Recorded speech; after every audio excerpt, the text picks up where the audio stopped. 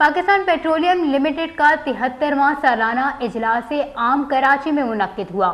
اجلاس کی صدارت پی پی ایل کے بورڈ آف ڈائریکٹر کے چیئرمین شہاب رضوی نے کی۔ انہوں نے کاروباری ماحول میں درپیش دشواریوں کے باوجود پی پی ایل ملازمین کے مسلسل تعاون اور لگن کو سراہا۔ پی پی ایل کے منیجنگ ڈائریکٹر اور سی ای او عمران عباسی نے 2023-24 کے دوران کمپنی کی اہم کامیابیوں، بالخصوص پی پی ایل کی تاریخ میں 114 ارب روپے کا سب سے زیادہ بعد از ٹیکس منافع اور صارفین سے ریکارڈڈ وصولیوں پر بھی روشنی ڈالی۔ ان کا کہنا تھا کہ معدنیات کے شعبے میں کمپنی حکمت عملی کے تحت آگے بڑھ رہی ہے۔ اس کی مثال بلوچستان میں وسائل کی ترقی کے لیے ڈیگن ایکسپلوریشن ورکس کے ساتھ شراکت ہے۔ بولان مائننگ انٹرپرائزز کے تحت بی ایل زیڈ منصوبہ طویل مدتی ترقی کے لیے تیار ہے۔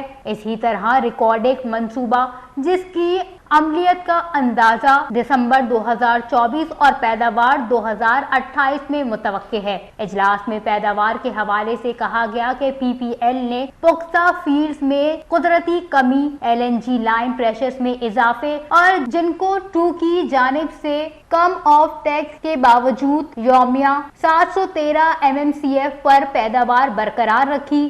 کمپنی سماجی ذمہ داری کے پیش نظر صحت تحفظ اور ماحولیاتی انتظام کے حوالے سے پرعزم ہے اور سب سے زیادہ اہمیت کا حامل ہے۔ پی پی ایل کاربن کے اخراج کی طرف سفر تیز کرنے کے لیے پرعزم ہے۔ پی پی ایل اپنے کارپوریٹ سماجی ذمہ داری پروگراموں کے ذریعے پسماندہ طبقے کی ترقی میں کلیدی کردار ادا کرتی ہے۔ اجلاس کے آخر میں اراکین نے آڈیٹر رپورٹ کے ساتھ 30 جون 2024 کو ختم ہونے والے مالی سال کے ماحولیاتی گوشواروں کی منظوری دی۔